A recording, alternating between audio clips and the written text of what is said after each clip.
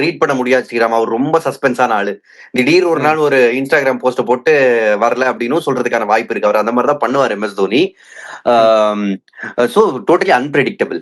But நீங்க ம். டீம்னு future நீங்க எடுத்தீங்கன்னா, இப்ப தோனி விளையாடினாலும் 1 வருஷம் தானே. சோ அதுக்கப்புறம் வந்து சாலிடா பில்ட் பண்ணணும்ன்றப்ப நெறைய ப்ராமிஸ் காமிக்கிறாங்க. 4, 5 யங்ஸ்டர்ஸ் இருக்காங்க ஸ்ரீராம் அவங்கள சுத்தி டீம் அமைக்க. ஸோ அந்த யங்ஸ்டர்ஸ் வந்து ரொம்ப பர்மனெண்ட் தான். பேட்டிங்ல மட்டும் இல்ல, பவுலிங்ல கூட பாத்தீங்கன்னா அன்சுல் கம்போஜ் வந்து தோனி பெருசா நம்பினாரு. அவரை பத்தி ரொம்ப பாசிட்டிவா பேசினாரு. இந்த மேட்ச்ல ரொம்ப நல்லா பண்ணியிருக்காரு. பவுலிங் பொறுத்த வரைக்கும் பார்த்தோம்னா அந்த குஜராத் வந்து பவர் பிளேல வந்து 3 விக்கெட்ஸ் வந்து இந்த சீசன்ல விட்டதே இல்லை போல. இந்த மேட்ச்ல தான் வந்து விட்டுருந்தாங்க.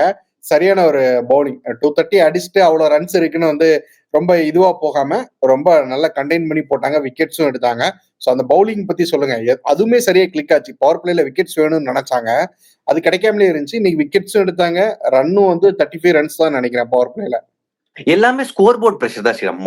தடவை இந்த டீமுக்கு இந்த சீசன்ல ம். போலர்ஸ்க்கு வந்து இங்க பாரு ஒரு பெரிய டார்கெட் நாங்க அடிச்சிட்டோம். இனிமே உங்க வேலையை காமிங்கன்னு ஒரு தடவை தான் குடுத்துருக்காங்க.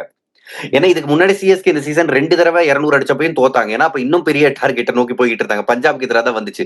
சோ பெஸ்ட் பேட்டிங் பெர்ஃபார்மன்ஸ் குடுத்துட்டாங்க. சோ போலர்ஸ்க்கு முதல் முறையா ஒரு டார்கெட் பெரிய டார்கெட் குடுத்தாங்க. சோ பேட்டர்ஸ் வந்து ரிஸ்க் எடுக்க வேண்டிய கட்டாயத்துல தள்ளினாங்க.